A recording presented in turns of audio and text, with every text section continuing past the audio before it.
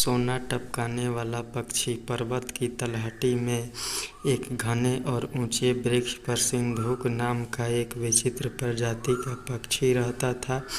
विचित्र इसलिए कि जब वह बीट करता था तो भूमि पर गिरते ही वह बीट सोना बन जाती थी।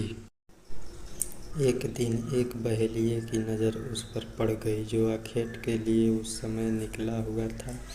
पक्षी की बीट को सोने में परिवर्तित होते देख उसे बहुत आश्चर्य हुआ। वह मन में विचार करने लगा कि मेरी आयु 80 वर्ष की हो चली, पर अभी तक मैंने ऐसा पक्षी नहीं देखा था। यह तो चमत्कारी है, किसी तरह से इसे पकड़ सकूं तो यह मेरे लिए सोने की खान साबित हो सकता है। यह सोचकर बहेलिया दबे पांव वृक्ष पर चढ़ गया। पक्षी आराम से बैठा गुनगुना रहा था कि बहेलिये ने उस पर फंदा फेंका और वह जाल में फंस गया।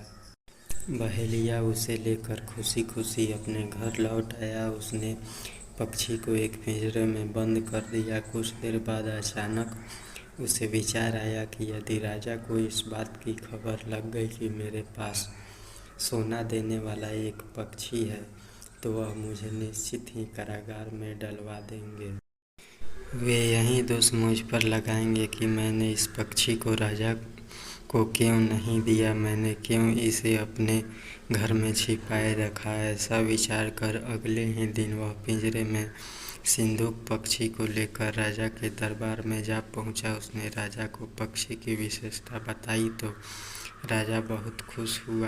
उसने बहेलिये को इनाम देकर वह पक्षी उससे ले लिया और बड़े यत्न पूर्वक उसे पहले पिंजरे से निकलवा कर एक बड़े एवं सुंदर पिंजरे में बंद करा दिया। बहेलिया चला गया तो राजा के मुख्यमंत्री ने राजा से कहा, महाराज, आपने बहेलिये की बात पर इस पक्षी को ले तो लिया, किंतु यदि यह ऐसा न निकला तो आप व्यर्थ ही उपहास के पात्र बन जाएंगे। उचित यही रहेगा कि इस पक्षी को आज़ाद कर दिया जाए। यह सुनकर राजा कुछ क्षण के लिए सोच में पड़ गए, फिर बोले, तुम ठीक कहते हो, हम अभी इसे आज़ाद किए देते हैं। यह कहकर उसने पक्षी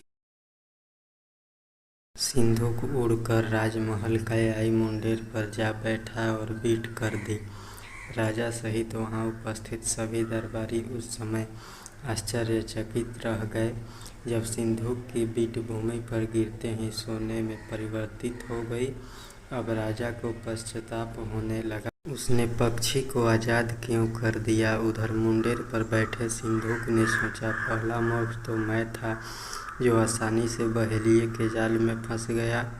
दूसरा मूर्ख बहेलिया निकला, जिसने मेरी उपयोगिता को जानते हुए भी मुझे राजा को सौंपा। और उससे भी बड़ा मूर्ख वह मंत्री था, जिसने राजा को मुझे स्वतंत्र करने की सलाह दी। इन सबसे भी बड़ा मूर्ख तो यह राजा साबित हुआ, जिसने परीक्षण किए बिना ही मुझे आज़ाद कर दिया। यही विचार करता हुआ सिंधुक उड़ा और सीधा जंगल की ओर उड़ता चला गया।